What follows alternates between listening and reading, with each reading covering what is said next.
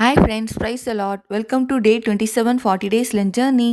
தேவனுடைய பாதுகாப்பு என்பது தேவன் நம்மை கவனித்து காத்து பாதுகாப்பதாகும். வாழ்க்கையில் பல சோதனைகள், அபாயங்கள், பயங்கள் இருக்கலாம். ஆனால் ஆண்டவரை நம்புகிறவர்கள் ஒருபோதும் தனியாக இருப்பதில்லை.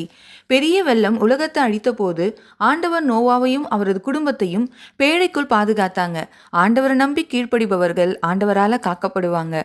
பார்வோன் ராஜா எல்லா எபிரேய ஆண் குழந்தைகளையும் கொல்லும்படி கட்டளையிட்டாங்க.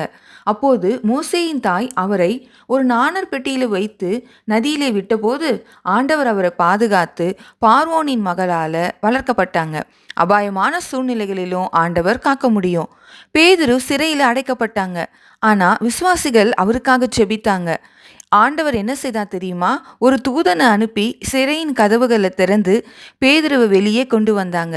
தேவனுடைய பாதுகாப்பு இல்லைன்னா பயம் அதிகரிக்கும், கவலை மனதை நிரப்போம், நாம தனிமையா உணரலாம். தேவனுடைய பாதுகாப்பு இருந்தா சமாதானம் கிடைக்கும், விசுவாசம் வலுவாகும். ஆண்டவர் நம்முடைய பாதுகாவலர். ஸோ நாம பயப்பட வேண்டியதில்லை. டுடேஸ் பைபிள் வேர்ஸ்: தெய்வம் நமக்கு அடைக்கலமும் பலனும், ஆபத்து காலத்தில் அனுகூலமான துணையுமானவர். சில நேரங்களில் ஆண்டவர் அபாயங்களிலிருந்து நம்மை காப்பார். சில நேரங்களில் சோதனைகளை கடக்க வலிமையும் தருவார். ஸோ நாம செய்ய வேண்டியது, எங்கு போனாலும் எது செய்தாலும் ஆண்டவர் நம்பி ஜெபித்து செய்வோம். அவர் பாதுகாப்பார். தேங்க்யூ. பபாய்.